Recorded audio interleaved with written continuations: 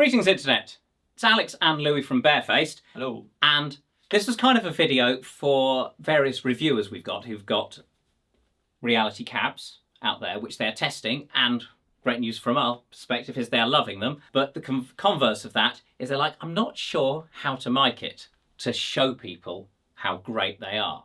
And that is a real puzzle. So obviously with a normal guitar cab, you can stick a mic in front of it and that's your normal close mic sound, or you can stick a room mic out there. With the Reality, and actually then you've also got the sort of normal FR cab, which would be a two-way cab with a tweeter and a woofer mid-bass driver, which you generally won't mic, but I guess if you did mic it, you'd mic it from far enough away that the tweeter and the woofer are working together. Yeah. Like with studio monitors, you get the little ones which you can sit close to them, and the bigger the monitor, the further away you have to sit, 'cause it takes time for the phase differences essentially to sort themselves out between the path lengths of tweeter woofer or tweeter mid woofer. But yeah, so FR cabs.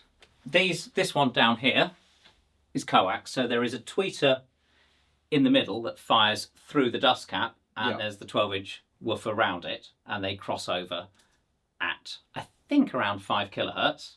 Okay. And then It's quite high. off the back of the cone, we've got the AVD output. So the back of this cab has one of these in there. So there's a slot that lets the mids and highs through. And there's also a supplementary tweeter, which will appear magically here using an image that Davey's going to put in. And then we have controls here. So this is one of the back plates. It's missing some knobs and switches, jacks for now.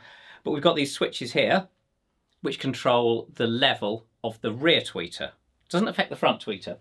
So the front tweeter's fixed to match the woofer in loudness.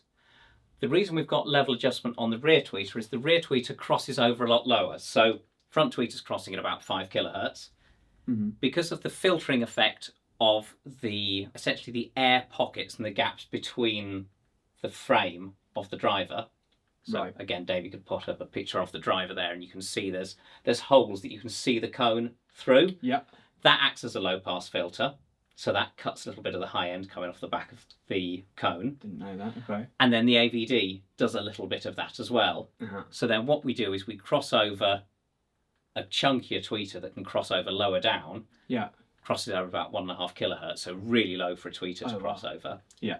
And then we give some level adjustment, and the reason we do that is how loud that tweeter will feel where you're standing, whether you're here or over there, or you're unlikely to be behind it, but you're going to be in a realm. How loud that tweeter sounds is going to depend upon what's behind you, what it's made of, and how far away those reflecting surfaces are.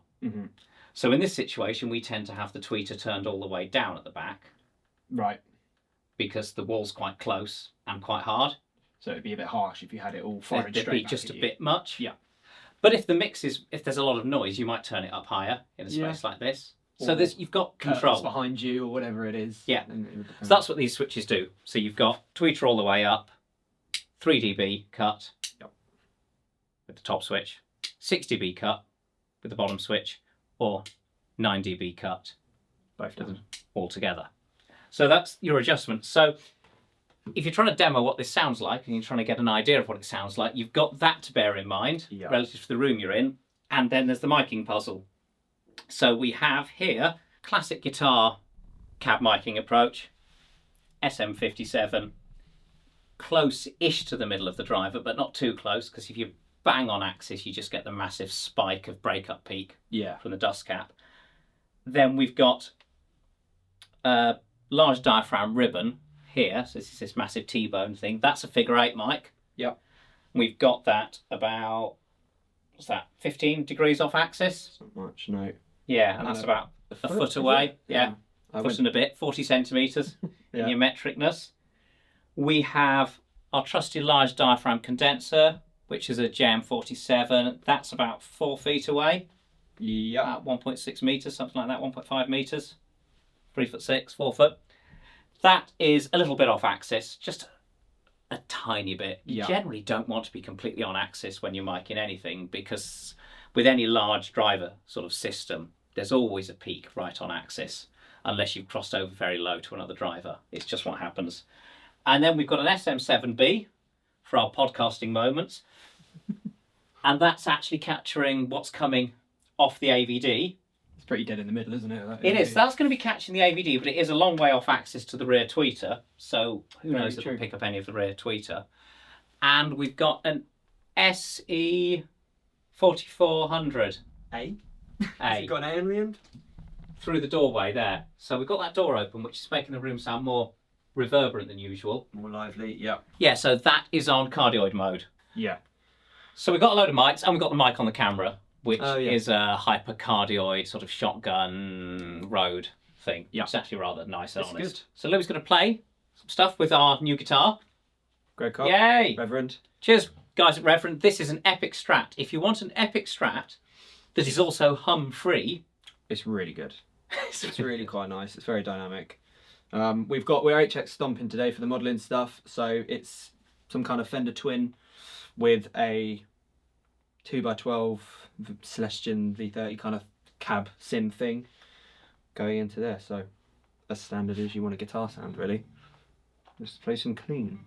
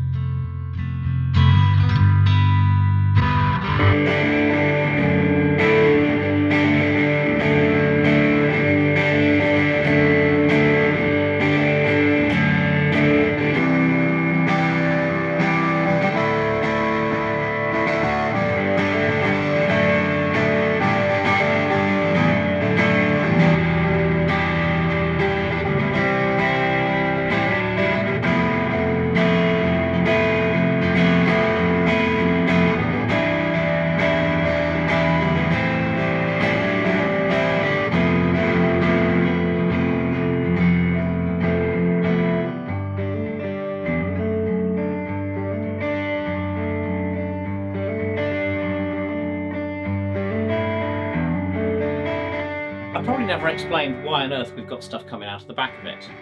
Why on earth we got what coming? Sound. Oh, right. Sound coming out of the back of it. I'll just quickly to explain what's going on there. This driver is relatively directional because you're crossing over from the 12 to the tweeter at about 5 kilohertz. So although it'll be less directional than a normal guitar driver, it's still got an element of directionality, and that's the compromise if you're going to try and get the right sort of feel. So there's odd stuff going on versus if you designed this to be a hi-fi speaker or a studio monitor, particularly in terms of the resonances and the behaviour with transients and stuff, the dynamic behaviour. Okay. So it's quite a high Q speaker, so it resonates quite a lot. Like guitar speakers tend to resonate a lot because tube amps aren't very good at holding on to speakers, so they set a speaker going and they're not very good at stopping it going. Right. So you get that natural feel. Right. If you played this modelling kit through a really amazing studio monitor, like a big one, you know, like a big ATC or something, it would feel too tight. It would. Do you know what I mean? You know that feel thing. Yeah. That's why this feels much more like playing through a valve amp than if you just took that and put it through a desk and DI'd it. Yeah. So that does mean you have limited dispersion compared to an absolutely ideal solution. Now, there are lots of other FR cabs out there, and they're worse for dispersion because most of them aren't even coax. Coax definitely helps with the dispersion. They'd be separate. They'd be separate things, But then what we're doing with the output from the back, because you're usually playing in a space that has reflecting surfaces, you don't need a wall just behind you. You know, you just need to be indoors. And actually, outdoors it even works if there's enough clutter on the stage. Yeah. You know, there's usually reflecting surfaces. So the output from the back has better dispersion because we're crossing the tweeter lower and we've got the AVD slot that essentially makes the driver, instead of being like a large cone, it makes it like a tall thin slit, and that has good lateral dispersion. So then the output from that kicks off and it inevitably bounces off things and gets back to you, And what most people don't realise when they hear sound is about 80% of what you hear is reflected, reverberant sound, and only about 20% is direct sound, which is why anechoic chambers sound so weird. That's why it sounds so weird, actually, if someone talks right straight into your ear. Because you're not used to a voice that's going straight in. You're used to a voice that's, some of it's come straight, and the rest of it's bounced around the room before it got to you. But you don't hear that as echoes. No. And you don't really hear it separately as reverb. It's just part of the sound, and the reverb is sort of added on. Separate thing. So your brain sticks the two together. So the sound that's coming off the back of this, your brain glues it on to the sound from the front. Yeah. The puzzle we've got now, which is why we're messing around with a load of mics, and we'll do some other setups, then we'll listen back and kind of update the video, is mics don't work like ears, and brains do. So we're trying a lot of different mics to try and capture what our ears are hearing. Yeah. Because the mics aren't going to do this magic thing of joining multiple sounds together in a clever way. This is why I would usually mic up, this is the whole thing, isn't it, of how I would mic a traditional guitar cab. You have your 57 just off the dust cap, so it's not too bright, like you say. Something warm and colourful, a foot away, that just for a room. And then this scratch mic up there that you boost the gain on through the preamp and just get some kind of vibe and some room. And then it sounds... But the whole point of the Reality is you don't bother micing it. I mean, because you particularly like it on gigs where you're doing in-ears. Yes. And then you'll send a DI to the engineer. The house. Yeah. Just, it gives you that. But this is so that if you are reviewing one of these, if you are testing one, if you want to demo it, if you're a customer who's just bought one and wants to show it off online, it is a puzzle to kind of show off how amazing it is in the room. I've set this up as though it's a traditional guitar cab, and you're like, no, we need to do this because it's that's here in the front. Yes. But that's here in the front. As soon as I put this on, I was like, I put it in the position as where it would go from dust cap to cone. Yeah. But that's not the case on here because it's going from tweeter to cone. So, like, even though you're on the edge of it, it's a tweeter, so it's going to be really bright. Really it might be, it might not. I don't know. This is it. So, I don't know, it's a different world. The only example I know of someone miking a tweeter specifically is the third Korn album. That makes a lot of sense. So Fieldy, who's so I very much liked Korn back in the day, and I still really enjoy the odd moment of Korn now. The sound on that third album, the one that has got Freak the Leader, hasn't it? And, Follow the Leader? Really. Follow the Leader, I think, It's massively detuned, so he's down like 3 semitones on a 5-string, but normal scale 5-string. He's slapping it, low action, clatter, clatter, clatter, clatter. Yeah. And Mike the Tweeter. 4 Messer 4x10s, big amps on top of them, and just the tweeter mic'd. So then what he's getting is he's getting all the dirt and gnarliness of the fact that a bass cab tweeter from that era isn't that clean, and that's getting all his slap and rattle and pop and all the weird things Fieldy did with his entirely percussive bass style. And because it's so far off axis from all the 10s, it's not picking up any mid-range from them. Is it getting the lows? But he's getting all the thunder. Right, okay. And obviously that's mixed with the DI sound as well, but that's the sound. That's Mike's tweeter. But I wouldn't do that on this. But well, thankfully this is a coax tweeter in the middle of a 12. This is not a tweeter where you've got a tweeter there and 4 10s. Yeah. You know, that's quite a long way away from it. It's the thing with mic in this instantly in my brain. I'm going, well, I would blend the DI in with it as well. Because why? Yeah, why absolutely. not? But that's not very truthful if someone's trying to demo what it sounds like in the room on YouTube. My thought of another. Do you want us to stick some more dirty sound through? Because that always shows up a lot of stuff. It does, doesn't it? Yeah, let's go. And then we'll try moving some mics around. Yeah. Because I've got a theory about maybe mid-side stuff. Yeah. Okay. Possibly working.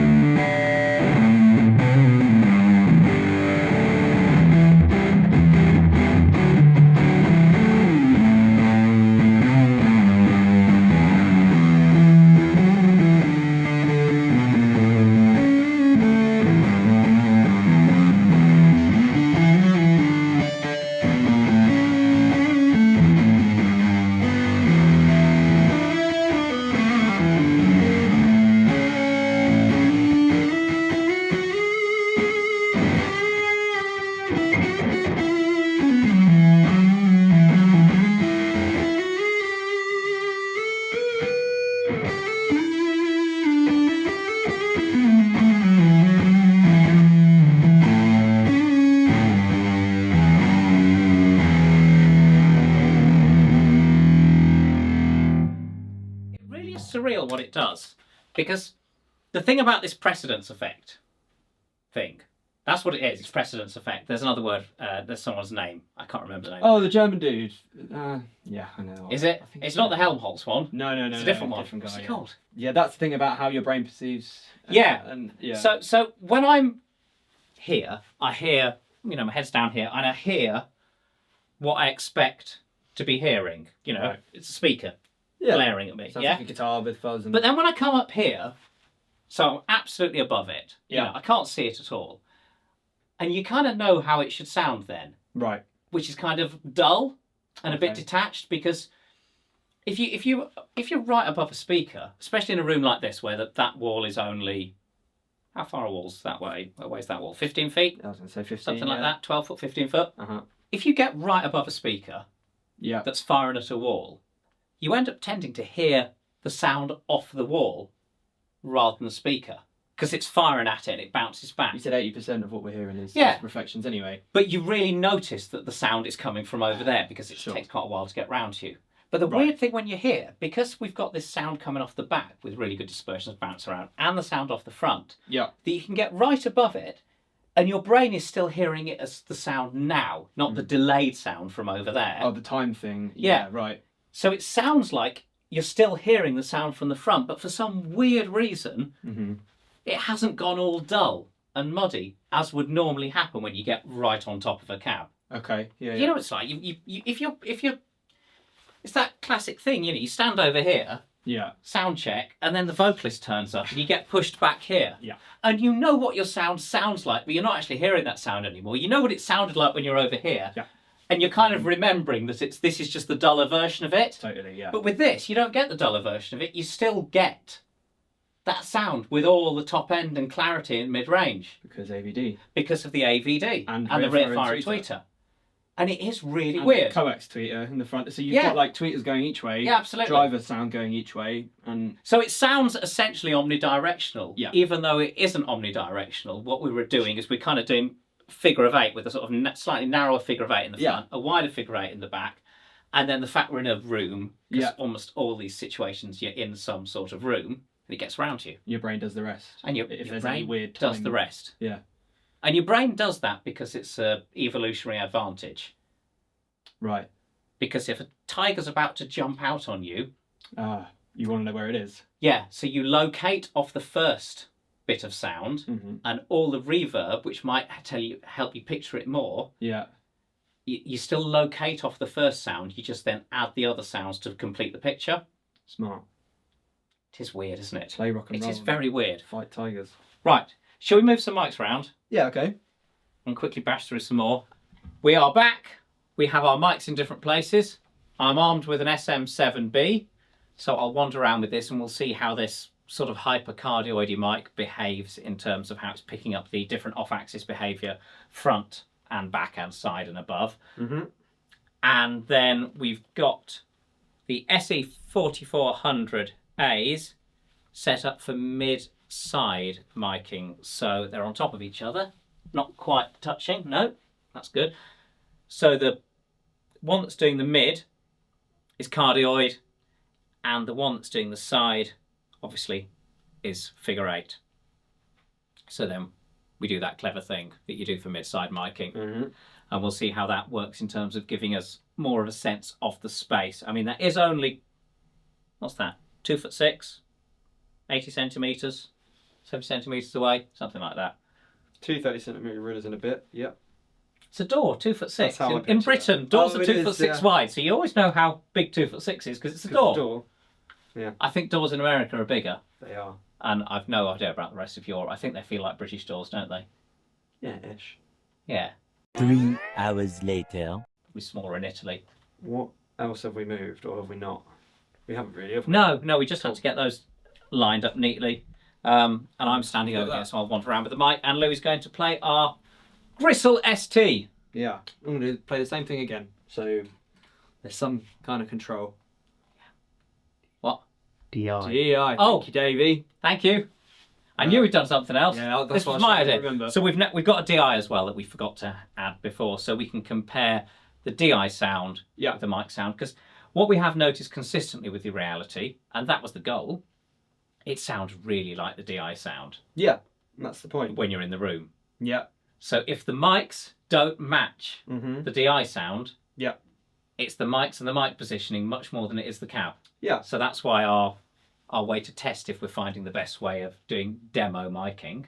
Like I say, this isn't what you'll be doing live. Live, you just run the cab, Yeah. send your DI out, get on with it. Yeah.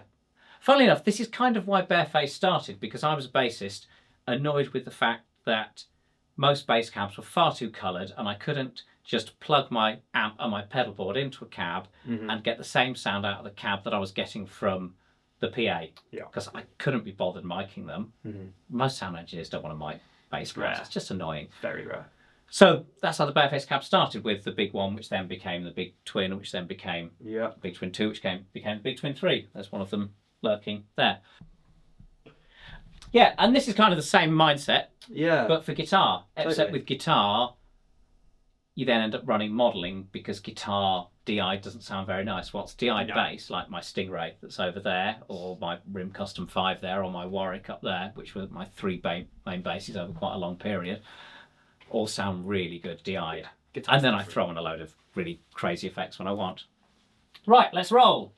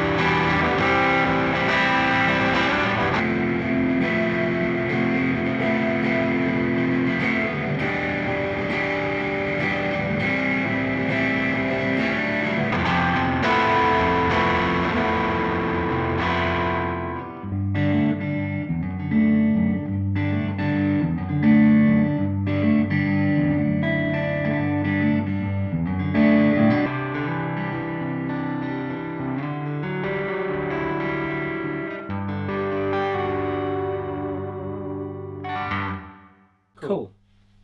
No idea how that sounded on Right, camera. Sounded yeah. the same in the room, didn't it? What do I do now? That one, yeah, you got it. No, keep the. Oh, that one as well? sound. Yeah, Oh, yeah. double turns. Yeah, exactly.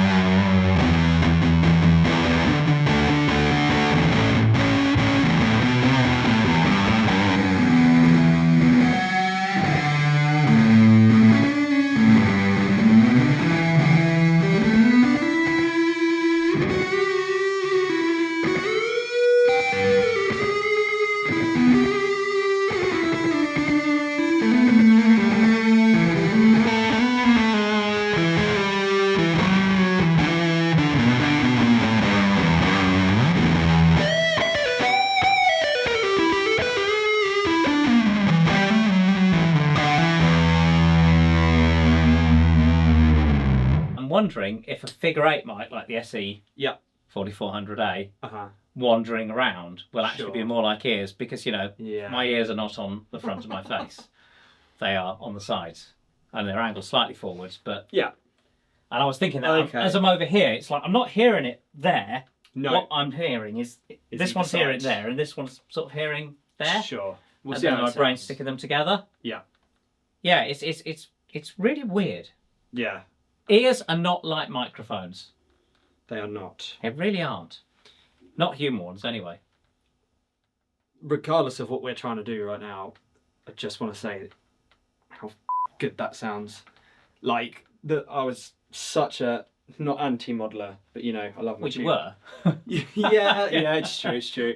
I'm such a tube amp guy, but I should be like 45 or something, but it sounds so good, doesn't it? It really does. If you dial it in, I'm really happy with that preset on the HX, and then running a couple of pedals into it, the JHS pedals and this wicked guitar, just sounds like a guitar rig. Just sounds amazing. Yeah. Like it's full of dynamics, it's full of control, it's harmonics. It's just great. Yeah. It's just the opinion of the day there. Yeah, well, it's an interesting one. I struggle with the complication and the options. Yeah. I guess if I wanted to do it, I'd probably go for one of those Boss IR2 Yeah, you should have your one or pedals. two sounds. Yeah. Because I find the HX Stomp blows my mind. It seems to be incredibly powerful. Yes, It can do anything, but I can't work it Yeah. at all. But these Stomp boxes, this Muffaletta, which is 6 big muffs in one box, and this Bonsai, which is 9 tube screamers in one box. Yeah. They're great. I think they're great. And into that as well, they still work well. People think some boxes into modelers, into FR, that doesn't do the same thing as if you put it into a tube amp. But as we just heard, one thing to finally sign off with to whoever's watching this, there's a lot of FR guitar cabs out there now. Yes, and a lot of them are really cheap. they are. Yeah. There's a lot of studio monitors out there. Mm-hmm. There's a lot of hi-fi speakers out there. They are not cheap. Well, some are and some aren't. True. But if you look at the price range of hi-fi speakers and studio monitors, it's huge, and they are more FR than any of these guitar cabs. Yeah. And we don't assume that a £100 pair of monitors is going to sound as good as a 10 grand pair of monitors. No. And remember, hi-fi speakers and studio monitors get up to 100 grand odd. Yeah. They get really expensive. Yeah. For good reason. So people are obviously buying FR cabs and they're wondering, why is this barefaced one so much money? And they're not crazy expensive, but they're not cheap. No.